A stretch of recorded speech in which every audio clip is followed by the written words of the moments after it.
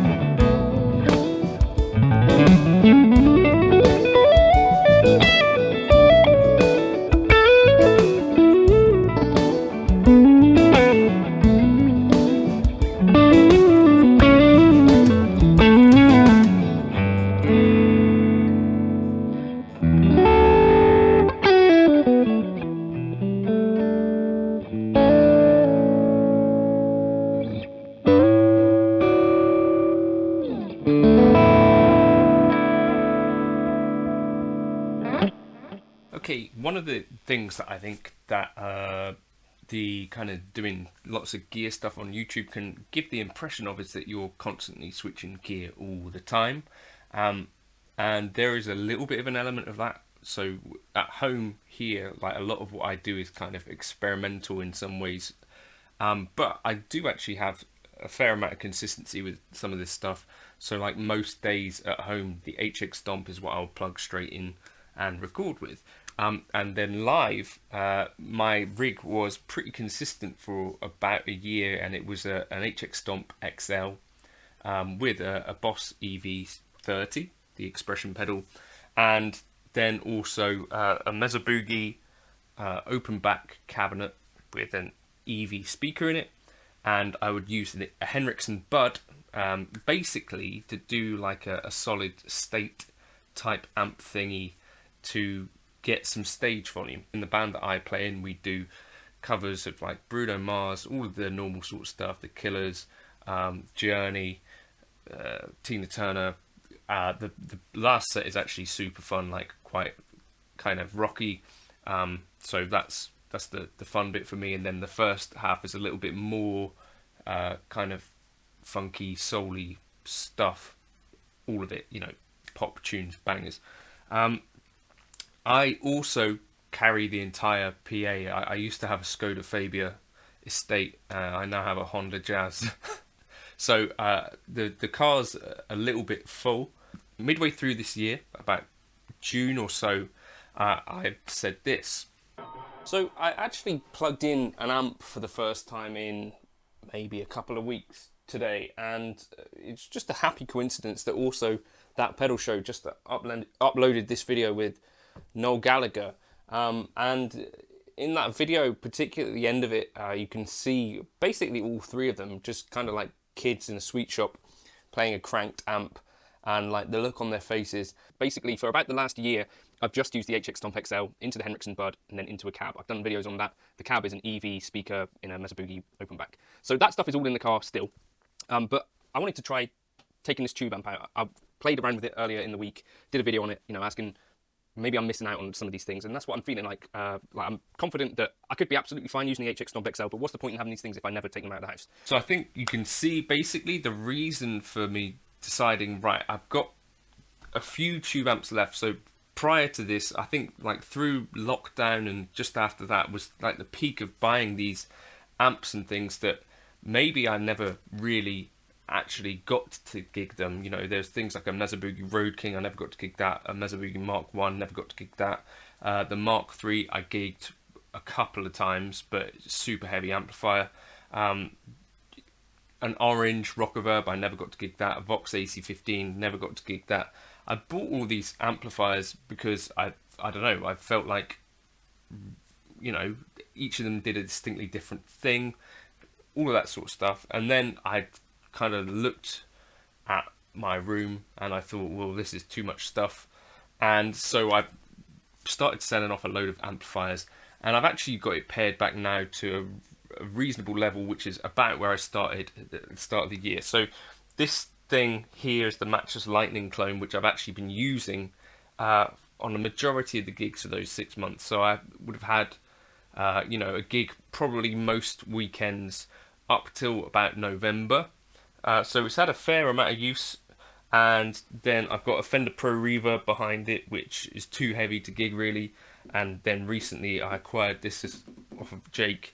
I've not had a chance to gig that yet, but I'm thinking about maybe taking it out this weekend. One of the things that I hear a lot of people talk about with the tube amp, and the reason that they switch from tube amps to modelers, is like the weight. And so for that reason, I ended up finding some not so heavy gear. So this is the Matrix Neolite, which I bought for I think a couple of £100. 7 kilogram cab, 10 kilos lighter than the cab that I was using. And then of course this is just a Matchless Lightning clone from Rift Amps, and Zilla made the head shell. That's not too heavy either. So a head and cab is actually, I think, a really reasonable way to get stuff to a gig and not break your spine. The combo stuff is kind of where it gets a little bit heavier. In terms of weight and convenience, there's not really for me that much difference, because my modeler, probably most times I was also taking this Mesa Boogie cab with me as well, and the Henriksen Bud. So in terms of weight, size and that sort of stuff, the rigs were pretty comparable. Then the other thing that I've found is that I basically want the stage volume of the guitar, not like most sound people today seem to want, where there's like a preference for not having much guitar coming through at all. We have a keyboard player as well, so I kind of don't want both the keyboard and the guitar coming straight out of front of house only. I feel like I can have the keyboard louder in the tops if I've got the guitar coming through an amplifier as well. And not only that, I think there is this idea that you need to have the same sound going out of front of house as you're hearing on stage. I sort of don't think that's really the case, because a cab on stage sounds vastly different to when you stick a SM57 somewhere around the cone, right? The sound coming out of front of house is actually really different to what you're hearing on stage anyway. So for that reason, I kind of decided to go with the hybrid rig where the HX Stomp is chucking a Dumble clone clean out of the front, and then my pedals go in front of that, and that means I don't have to take a mic on stage, and I can dial that in to be kind of not spiky, however I want that to be for front of house, and then I can stick a real amp behind me and then not have to tweak too much on the board and just go, right, well, I want a cleaner sound, or I need more treble, I need more bass or whatever. It's been really, really fun kind of setup, and easier to get some of the things that I think we want in kind of rock guitar, some of the feedback and stuff like that. So it's generally been really good. I've not had any problems. I also had great experience with the Boss Katana, which they sent me because I asked them. It was just around the time that they were going to demo, or they asked if I wanted to demo the Boss Katana Air X thing. And I said, actually, I'm more interested in this Katana Mark II 100 watt head. I did gig that and had a really good time with that as well. So I think maybe, the main thing that I'm enjoying is having an actual cab on stage, I think, is where it's at. I think I'm going to continue on this route, because it has really meant that I've not chopped and changed amps too much now. I've sold a bunch. I've also not really chopped and changed the pedal board too much from that 6 months ago. All I've done actually is add on the bus pedal from Barber that Keith from 5 Foot World designed with him. So that it's been really pretty consistent, the live rig, and I had good results from it. I don't have many gigs coming up now for while it kind of goes quiet around this time until sort of the next kind of wedding season, but I've really enjoyed it. I also know Keith Urban. We're similar, me and Keith. He did an interview talking about, he had this digital rig, and I think he still uses the Axe effects for effects, but he went back to amps specifically because they weren't the same every night, which is kind of interesting. I personally don't feel like I'm getting less consistent results using a tube amplifier. I think the types of wedding venues and stuff that I play are really inconsistent and really variable anyway. Sometimes you're in a marquee, sometimes you're in a room with no kind of soundproofing or no kind of soft surfaces, so it's really echoey. You're always going to be at a different kind of place on stage relative to drummers, relative to bassists, and all that sort of stuff. So whether it's digital or a real amp, to me it's always going to be quite different.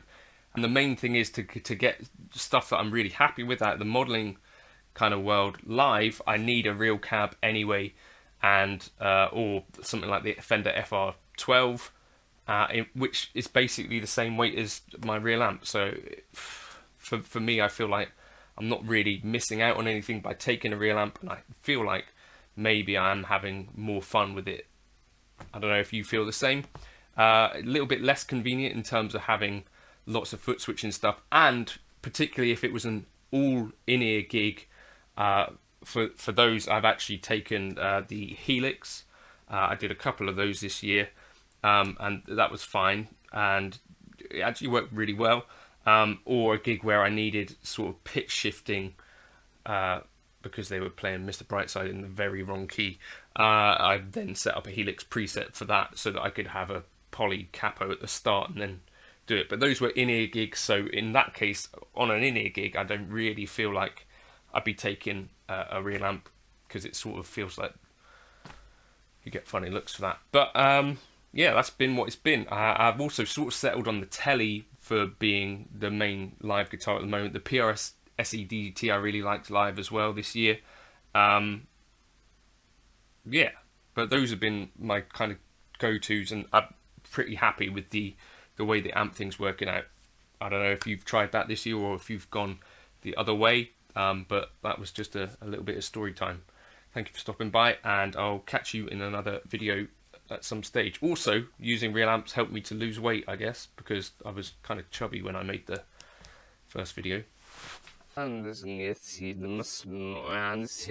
guess what I could think about this as is my real amp world is specifically focused on am I ever going to use this thing live? And I guess the real pedal thing as well. So that can be a way that I actually dispel some kind of real amp gas, because I think it's something that quite a lot of us still kind of have. Even if you're like at home fully committed to the modeling thing, I think that there's a real use case for amps live, and that's the place where they really shine anyway. But if I'm never going to use the thing live, and if I can't imagine it as part of my live rig, then in a lot of ways it's kind of unnecessary, and that's maybe a lens that I can use to stop falling prey to gas in future.